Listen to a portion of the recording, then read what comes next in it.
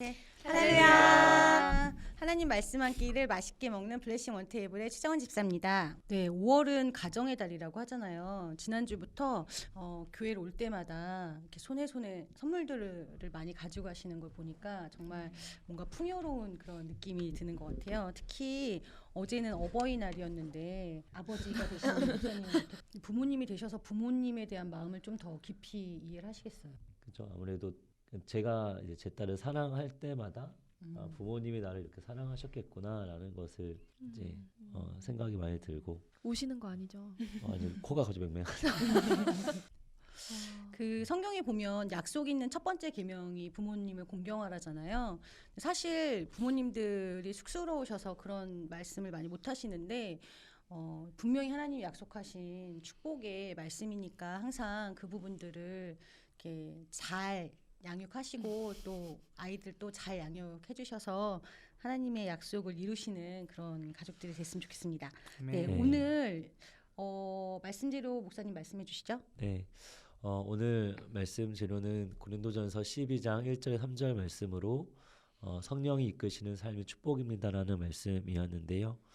우리는 하나님의 형상을 닮은, 하나님은 영이신데 그 형상을 닮은 영적인 존재로 이제 성령의 이끄심을 받는 삶이 복된 삶이고, 또 그 성령의 이끄심을 받기 위해서는 우리가 끊임없이 성령님을 의식하면서 살아가야 된다는 말씀이었습니다. 네, 오늘 목사님께서 말씀하시면서 그러면서 하나님께서 흙으로 사람을 빚으시고 생기를 넣으셨다라고 말씀을 하셨는데 아이들은 어떻게 그게 이해가? 얘기를 했더니 너는 지금 이게 말이 된다고 생각해? 아니 잘 모르겠어. 그러면서 둘이 얘기하더라고요. 아직까지는 그냥 하나님이 우리를 이렇게 만드셨어 계속 얘기를 해줘야 하는 걸로.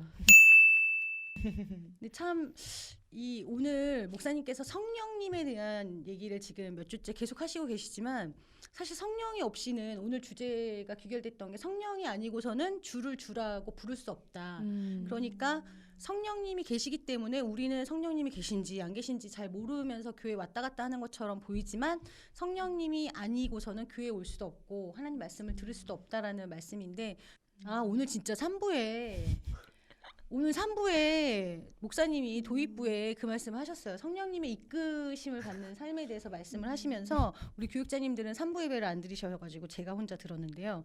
그 어제 주말 토요일 저녁 7시에 퇴근하시려고 나와서 보니까 교육자 한 분이 끝까지 남아서 계시더라. 그래서 왜 남아 있느냐 하고 물어봤더니 설교 준비를 마쳤는데 성령께서 이끄시는 말씀이 따로 있어서 멋있네. 누구냐? 성령님의 이끄심에 따라서 남아 있다.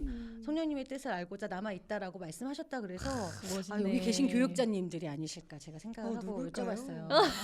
뭐야? 누구지? 그래서 제가 담임 목사님께도 여쭤봤더니 안현전 도사님이라고 하시더라고요. 이야. 성령이 이끄시는 삶이 성령의 축복입니다. 이끄시는 예로 채택되신 제가 사실 이제 안현전 설교 준비를 다 마치고 이제 기도를 함으로 내일을 맡겨드려야겠다라는 마음으로 올라가서 기도를 저희 어린이집 그 유아유치부 성전에 가서 기도를 했는데 계속 기도하면서 그 말씀에 대한 확신을 안 주시는 거예요. 이 말씀이 아니라 다른 걸 원하신다는 마음을 계속 주시고, 그리고 기도하는 내내 마음이 이 설교가 아니다라는 마음을 계속 주셔서 그러면 설교를 다시 써야겠다. 그러면 제가 어떤 설교를 해야 할까요? 주님이 주시는 말씀이 무엇일까요? 라고 계속 구하면서 기도하는데 그 고린도 교회의 문제점에 대해서 주로 나눴으면 좋겠다는 마음을 받아서 그걸 위주로 설교를 이번에 하게 되었습니다.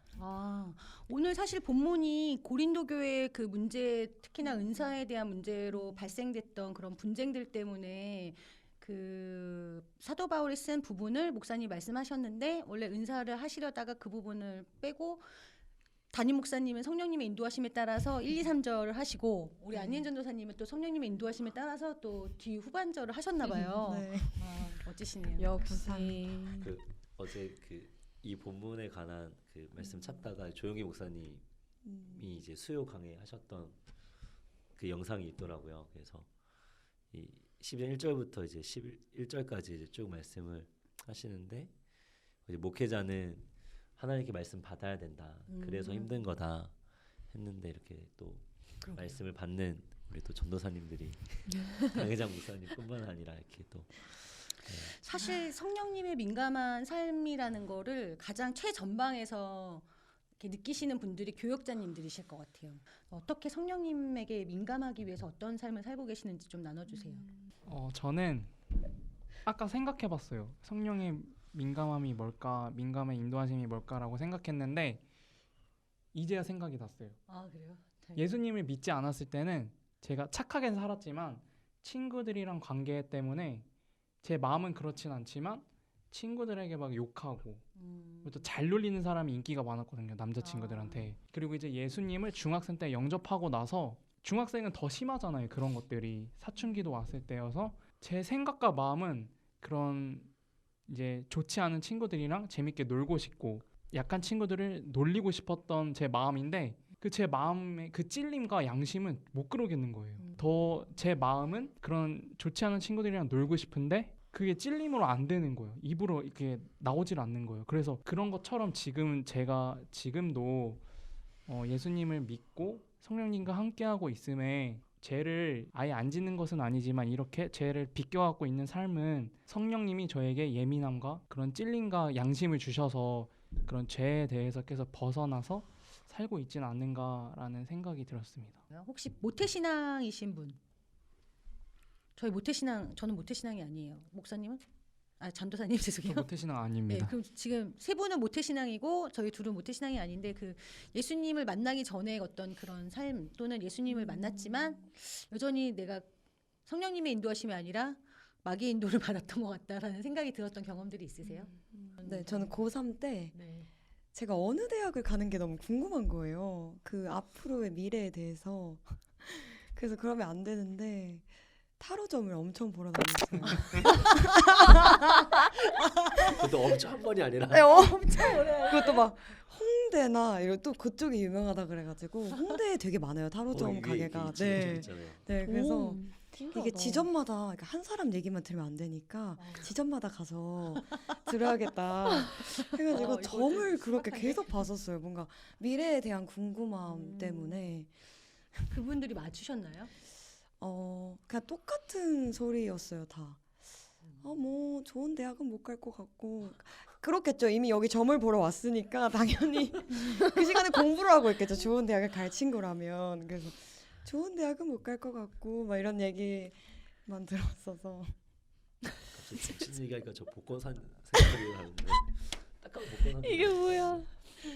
네, 그걸 조금 구체적으로 말하자면 좀 제가 좀 야비했던 것 같아요. 친구들을 좀 불편한 친구들이었어요. 그러니까 장애인 친구들. 장애인 친구들을 좀 많이 놀리고 좀 괴롭혔었는데 제가 예수님 믿고 이제 어떤 이제 계기로 청각장애학교에서 2년 동안 제가 봉사를 하게 됐어요.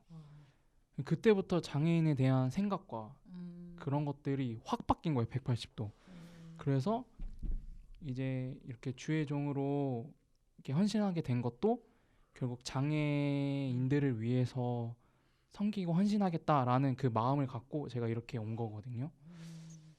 그런 거 보면은 성령님께서 정말 제 삶을 주관해 주시고 저와 함께 해 주시기에 이렇게 제가 변화되지 않은 걸까라는 생각을 해봅니다. 갑자기 그 말씀하시니까 생각났는데 제가 어학연수를 갔을 때 교회에서 같이 그 캠 대학 선교 활동하던 친구랑 같이 어학연수 갔거든요.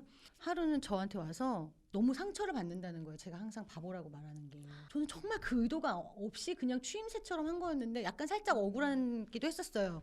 근데 그때 그 예수님의 그 말씀, 형제에게 나가라고 하는 자에 대한 말씀이 딱 생각나면서 장난으로라도 이런 말을 쓰면 안 되겠다.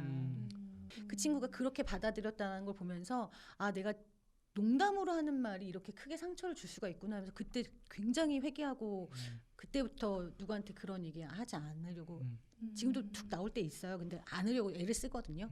목사님은 다른 뭐 경험 없으세요? 저는 말이 많아진 것 같아요. 복음을 전하면서. 그래서 성령 받기 전에는 이게 외아들이고 이게 보통 혼자 있는 시간이 많았었어가지고 그러니까 일상적인 얘기를 잘 못했어요. 그래서 좀 이제 한 초등학교 5학년 한 사춘기 무렵에 이제 전학을 가면서 이제 많이 주눅도 들고 또 열등감도 많이 시달리고 그리고 또 혼자도 많이 있다 보니까 이제 그냥 일상적인 얘기를 잘 못했는데 그 남자애들 맨날 하잖아. 뭐 하냐? 그냥 왜? PC방 고고 그냥 PC방 가고 그러니까 이런. 근데 이제 고3 때 이제 성령 받고 이제 청년부 생활 이제 하면서 한 번은 그 어떤 누나가 그러더라고요. 변우야, 근데 넌 왜 전도사님한테 설교하고 있어? 그래서 맨날 찾아가서 설교하고 있던, 그러니까 나는 설교하고 있는 게 아니라 은혜를 나누고 있는 건데 전도사님도 이제 귀가 따가우신 거죠. 그냥 본인 할 일 하시면서 나 혼자만 계속 이게 얘기를 하는 건데 그걸 어떤 누나가 본 거예요. 그 누나 총무였으니까 이제 다른 교육자님 옆에서 저를 맨날 봤는데 너 맨날 그래서 왜 이렇게 설교하고 있냐고. 그래서 그래서 뭐래? 그래서 누구를 만나도 그냥 계속 시종일관 하나님에 대한 이야기만 막 했던 네, 기억이 있는데 갑자기 말이 하는 건데 좋아하는 이성 앞에서도 그냥 시종일관 하나님 얘기만 하다가 그냥 놓쳐버리고 지금 계신 분은 아니, 지금 계신 분은 잡았죠. 네. 아무튼 그분이 맞아서 그런 건가 봐요. 말이 많아진 것 같아요. 성장 받고 나서. 필요한 말이 많아지시면 좋죠. 사실 지금 가정의 달이잖아요. 요즘에 들어서 가족 간의 대화가 굉장히 많이 줄어든대요. 그래서 뭐 1시간도 일주일에 1시간도 대화를 서로 안 하고 이렇게 광고에서도 보면 이제 막 가족들이 얘기하고 있는데 형제자매들끼리 문자로 뭐 먹을래? 뭐 이렇게 하는 거 이런 거 보이잖아요. 거의 서로 눈을 마주보고 대화하지 않는 거를 보면서 정말 하나님 안에서 뭐 거룩하지 않더라도 선한 대화들이 많이 오가야 된다라는 생각을 하게 됩니다. 그리고 우리가 성령 안에서 이렇게 하나님을 이야기하면 서로 되게 풍성해질 것 같아요. 형제님들이나 뭐 자녀분들이나 가족 안에서 그게 정말 대화가 풍성해지지 않을까라는 생각이 들고요. 자, 이제 그러면 오늘 어떤 성구를 외워볼까요? 박선 전도사님. 저는 고린도전서 12장 3절 말씀에 성령으로 아니하고는 누군지 예수를 주라고 시인할 수 없느니라, 이 말씀처럼 우리 아이들한테 말씀을 전할 때 과연 믿음이란 무엇인가, 믿음을 정말 믿을 수 있느냐라고 물어봤을 때 정확하게 대답할 수 있는 애들은 정말 없는 것 같아요. 이럴 때 정말 우리가 믿음이 좋아서, 우리가 똑똑해서, 우리가 무엇이 잘나서가 아니라 우리 안에 성령님이 함께 계시기 때문에 예수님을 믿을 수 있는 거야 라고 했을 때 아이들의 그런 믿음의 확신이 딱 들어오더라고요. 눈빛을 보면. 그런 점을 봐서 정말 고린도전서 12장 3절 말씀이 저는 딱 떠올랐습니다. 네. 고린도전서 12장 3절 말씀. 그러므로 내가 너희에게 알리노니 하나님의 영으로 말하는 자는 누구든지 예수를 저주할 자라 하지 아니하고 또 성령으로 아니하고는 누구든지 예수를 주시라 할 수 없느니라는 말씀을 암기하도록 하겠습니다. 자, 정말 가정의 달 하루하루 보내고 있는데요. 정말 뜻깊은 가족분들과 뜻깊은 시간들 보내시기 바라고, 특히 돌아오는 주일이 가족과 함께하는 예배예요. 정말 이 성북교회가 보니까 가족분들이 같이 하셔서 너무 좋으시더라고요. 더 많은 가족분들 같이 오셔서 같이 은혜 나누시고 또 기쁨이 충만해지시기를 바랍니다. 다음 주에 꼭 가족분들하고 같이 와주세요. 자, 이제 마치도록 하겠습니다. 하나, 둘, 셋. 샬롬.